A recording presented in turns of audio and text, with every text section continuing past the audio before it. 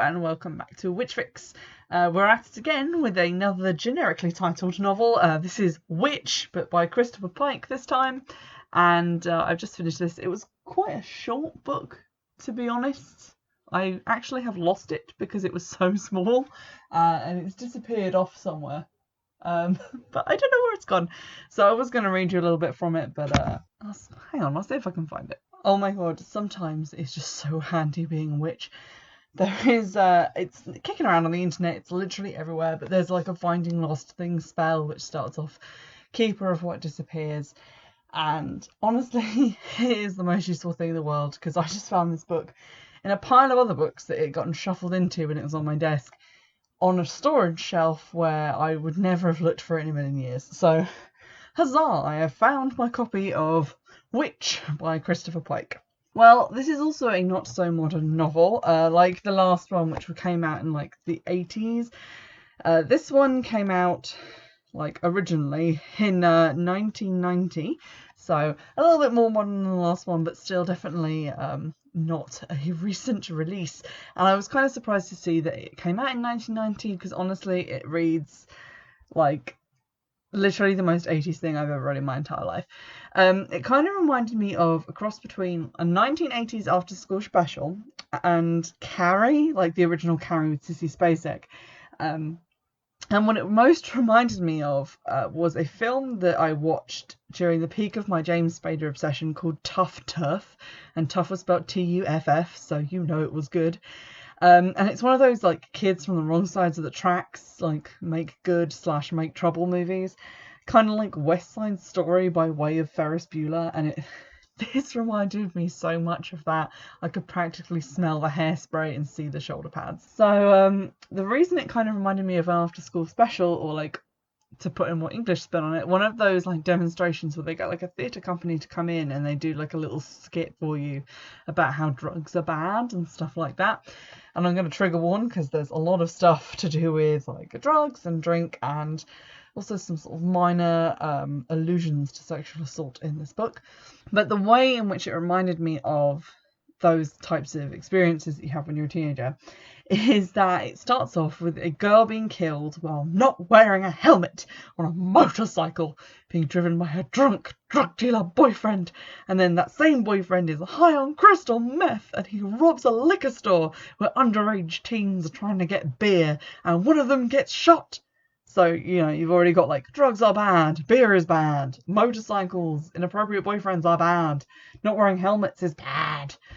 I'm not disputing any of that, but I also didn't like those after school specials and those like theatre troupe numbers enough to go out and buy a novelisation of them, which is basically what I felt like I was reading. To get into the actual witchy element of the plot, and there is a witchy element and it's quite a broad theme throughout the novel. There's an actual witch who's like the main character called Julia, and she is a witch and describes herself at various points throughout the thing as a witch. She actually only has 2 powers, maybe 3 to be honest, but she only displays one of them once. The 2 powers that she has and talks about are the power to heal by touch, which is something that she does by taking on part of the hurt herself, and it's a power that she shares with her mother, who was much better at it than she was.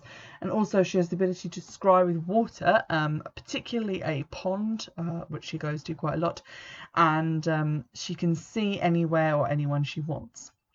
Her mother is dead at the beginning of the novel, having died 3 months before the end of the summer when it starts. But she died as a result of trying to save the motorcycle accident girl, and obviously giving too much of herself in the process and becoming fatally ill and dying. At the start of the novel, Julie is living alone. It's not instantly clear, you know, why she's not living with her dad or another family member, but you find out that her dad left her mum when she was like a baby or hadn't even been born yet, really early on. And that she doesn't really get on with her aunt because her aunt also has the same gifts as her mum, but she views them as very important, and that you can't really have any joy in your own life. The only thing you're there for is to heal other people, and you're not meant to want or do anything for yourself. So they don't really see eye to eye. So she's kind of waiting for her 18th birthday so that she can be like emancipated from these guys. And the plot kind of kicks off the night of a football game. Julia has been told by her mum never to scry by the pond in the moonlight, but she accidentally stays out late in the forest and she ends up looking into the pond under the moonlight. I don't get how this had never occurred before, but apparently it hadn't. And you quickly realise, as Julia does, that the reason she's not meant to do this is because by moonlight she can see into the future, not just the present. And in the future she sees herself and a guy who she's never met before in a liquor store, and he gets shot and dies.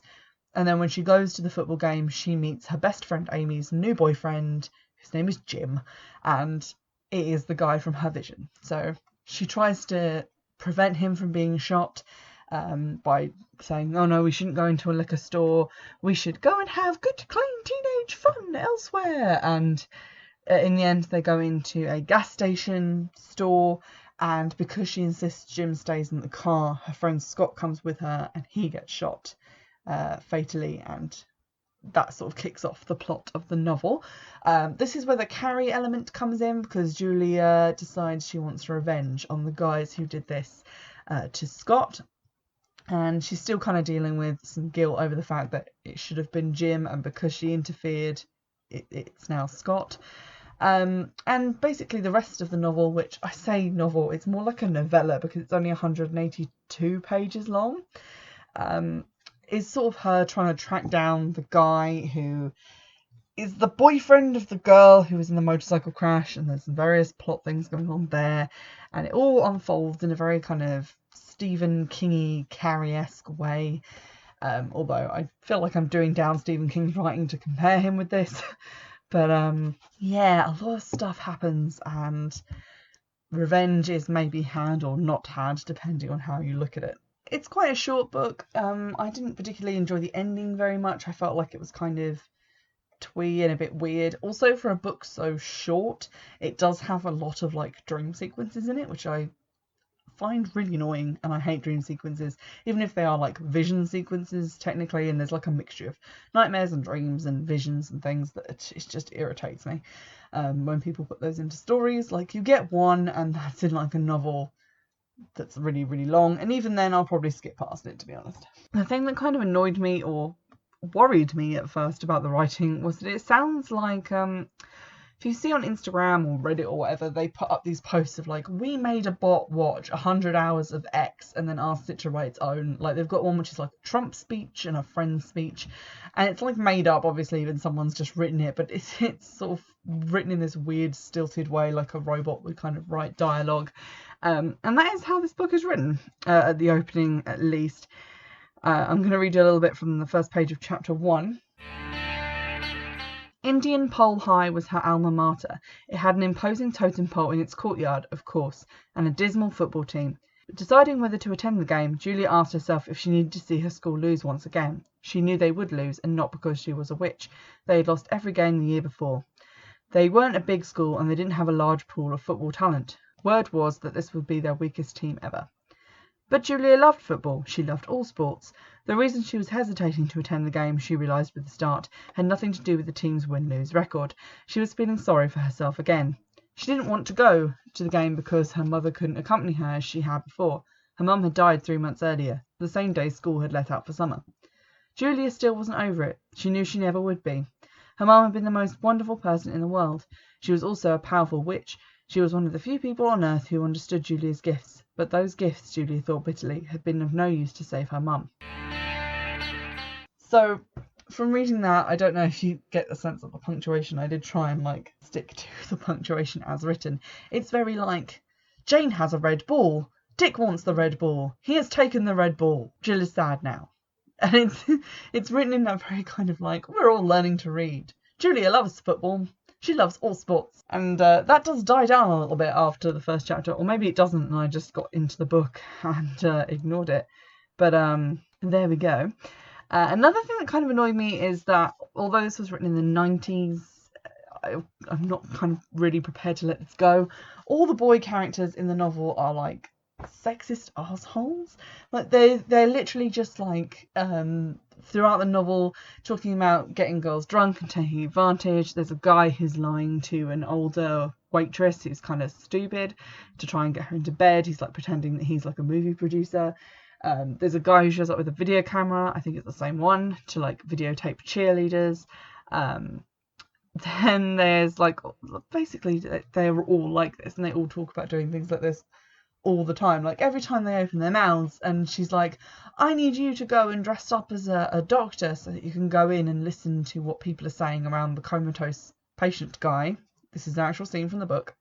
And he's all like, oh, well, you know, will you have sex with me after? And she's like, oh, poo you, this is all you think about. And I'm like, I didn't like the American Pie movie sufficiently to buy the novelisation of that.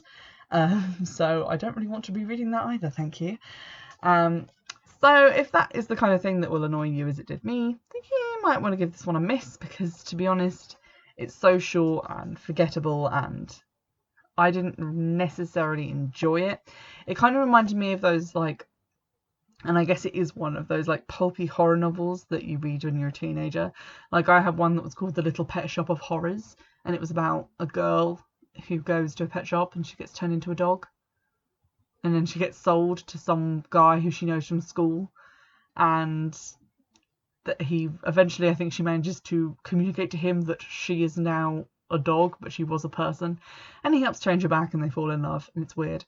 Kind of like Goosebumps, but like one up from there, where it's like less childy and more like sophisticated. And I mean, I say less childy, more sophisticated. What I basically mean is it has hormones and puberty in it. So stuff like that. And if you're into that, if you want to maybe relive some of those kind of novels that I'm describing and get back into like that aspect of your childhood, then this would be a great and very witchy way to do that. But she doesn't really do a lot of stuff that I would describe as witchy. There's some like healing stuff, and some I think she uses like a telekinetic attack against a guy at some point, but like literally most of it is just her and this gym guy who's helping her like go and buy guns, and then they try and like gun down the robbers who gun down their friend. Very kind of ripped from the headlines Law and Order type storyline that seemed a tad ridiculous to me when I was reading it. I'm kind of over reading books that just have generic titles and generic plot lines. I think this is the worst of the two witch novels that I've recently read, as in novels that were just called witch.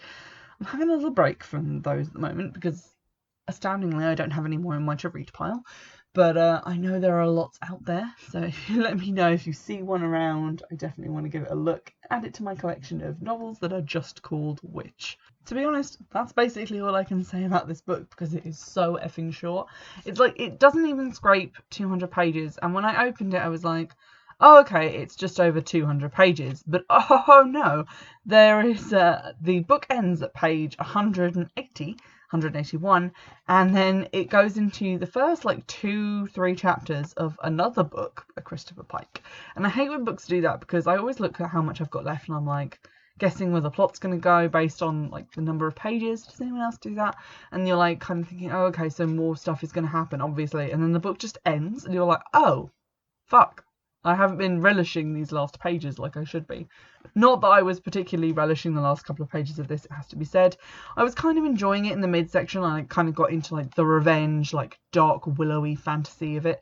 But then it kind of got a bit lame and a bit stupid and very, again, after school specialty.